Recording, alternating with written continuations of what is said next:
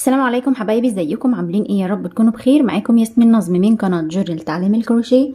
النهاردة هنشتغل مع بعض شنطة شكلها حلو جدا، هشتغل فيها بخيط مكرمية قطن، ده خيط سنابل.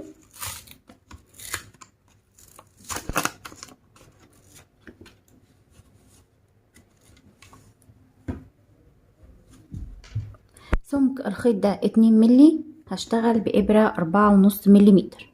يلا نبدأ على طريقة العمل. بس قبل ما نبتدي، ياريت لو أول مرة بتشوفيني ياريت تشتركي عندي في القناة وتفعلي الجرس وتسيبيلي كومنت تقولي لي رأيك ايه في الشنطة وبتشاهديني من أي بلد. يلا بينا على طريقة العمل. هبدأ أول حاجة أعمل عقدة وهرتفع 24 سلسلة.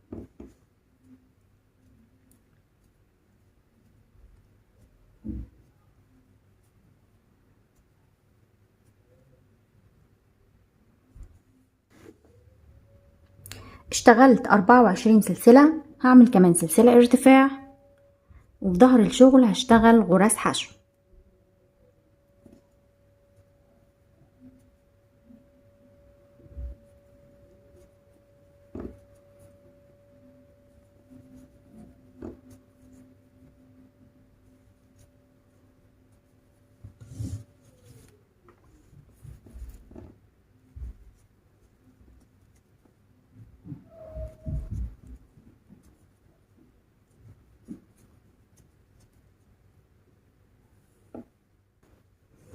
كده خلصت السطر كله واشتغلت 24 غرزة حشو. هرتفع سلسلة وهلف الشغل وهشتغل تحت الحلقتين حشو.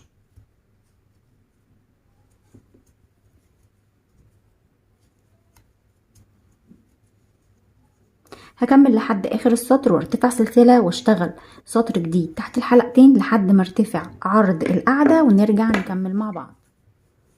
كده انا ارتفعت 10 سطور.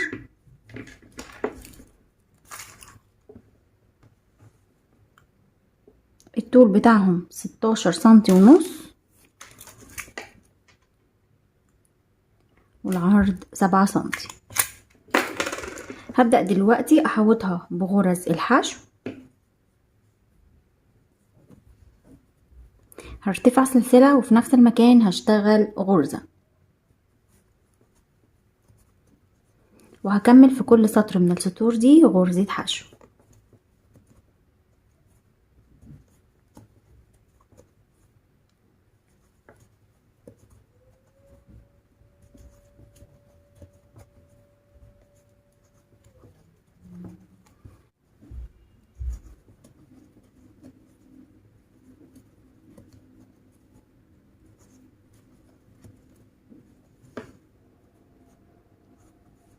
هاجي هنا في اول غرزة تحت الحلقتين هشتغل حشو وارتفع سلسلة وفي نفس المكان هشتغل غرزة حشو.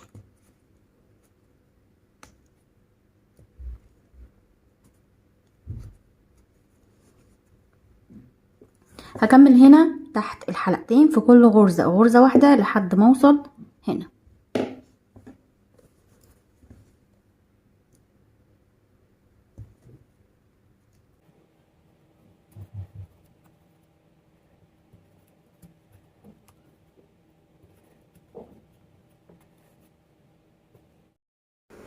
كده انا خلاص خلصت السطر، وصلت لاخر غرزة هشتغل فيها حشو وارتفع سلسلة وفي نفس المكان هشتغل حشو. هكمل السطر هنا زي ما اشتغلت هنا، وهاخد الخيط ده معايا تحت الشغل عشان اداريه.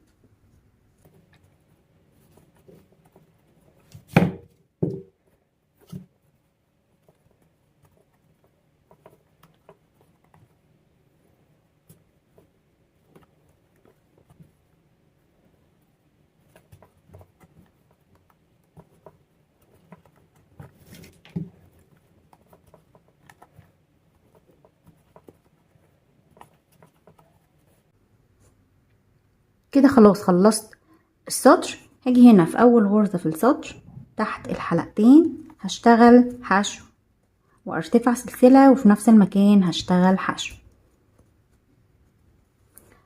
هكمل السطر كله غرز حشو لحد ما اوصل للسلسلة اللي عملتها ارتفاع.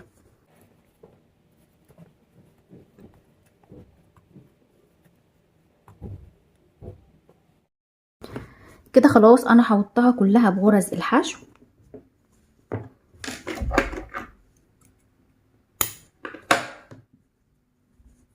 هبدأ دلوقتي اشتغل جسم الشنطة. هاجي هنا في غرزة السلسلة وهدخل تحت الحلقتين. انا بسحب الخيط كده، لا انا هعمل غرزة اكس، هسحب الخيط كده، يعني الابرة هتدخل تاخد الخيط بالشكل ده، مش بعمل غرزة حشو بالشكل ده، لا انا بدخل بحط الابرة فوق الخيط وبسحبه بالشكل ده.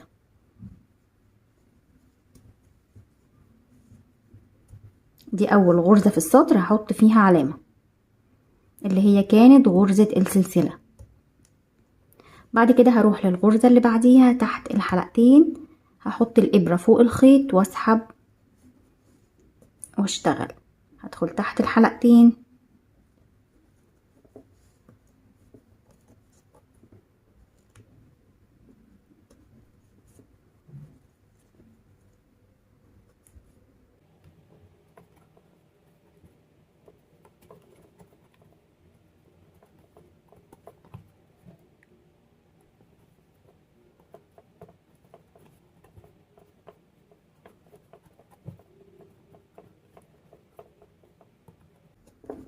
هكمل كده لحد ما اوصل هنا للعلامة.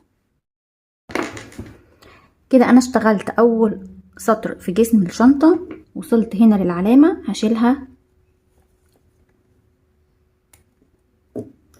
هدخل تحت الحلقتين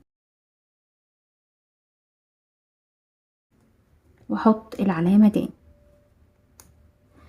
هدخل تحت الحلقتين الغرزة اللي بعديها وهكرر،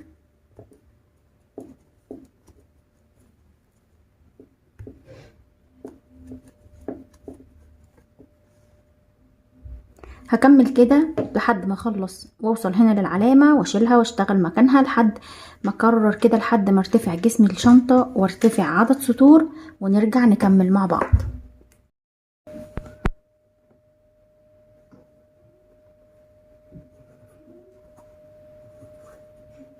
من بعد ما حاولت القاعدة وبدأت ارتفع جسم الشنطة ارتفعت 20 سطر.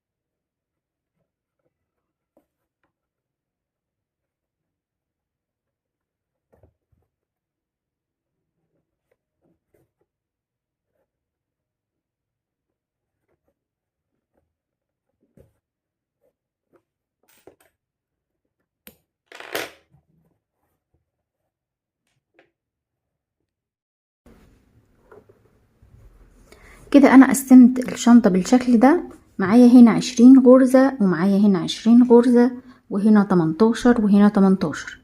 هبدأ اعمل في المكان ده اليد بتاعة الشنطة، اجيب خيط والغرزة اللي بعد العلامة هدخل اسحب خيط وهرتفع سلسلة وهشتغل في نفس المكان غرزة.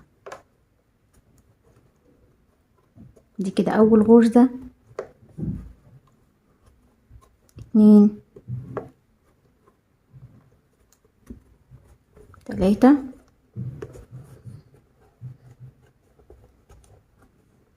هكمل كده لحد ما اوصل للغرزة اللي قبل العلامة.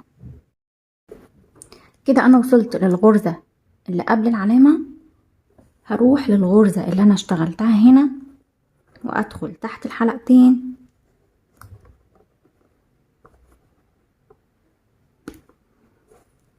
واشتغل غرزة، واروح على الغرزة اللي بعديها واكمل.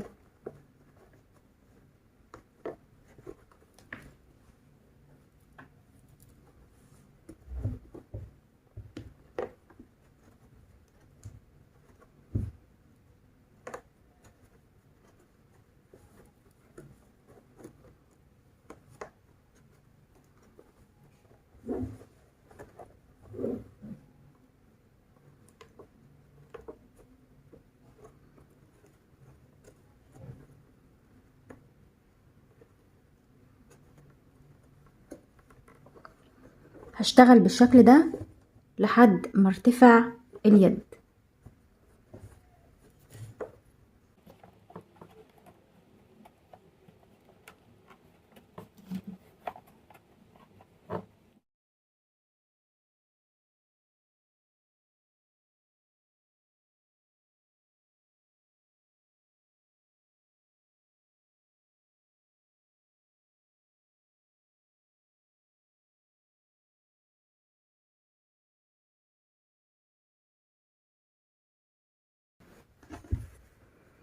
ارتفعت هنا 44 سطر، واشتغلت هنا بنفس الطريقة اللي انا اشتغلت بيها، وارتفعت 8 سطور بس.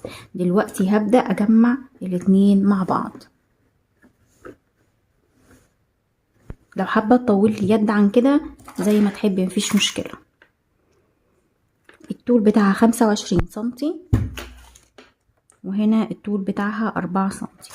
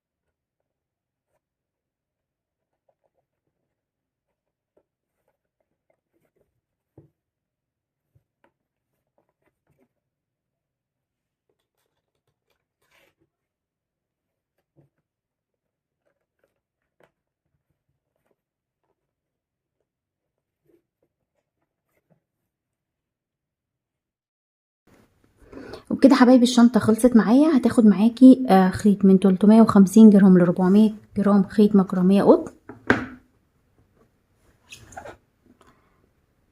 اخدت تقريبا 350 جرام. ان شاء الله تنفذوها بكل سهولة وتعجبكم. لو عجبك الفيديو ما تنسيش تحطي لايك للفيديو واشتركي في القناة وفعلي الجرس وسيبي لي كومنت قولي لي رأيك ايه في الشنطة، وبتشاهديني من اي بلد. انتظروني ان شاء الله في فيديو جديد، والسلام عليكم ورحمة الله.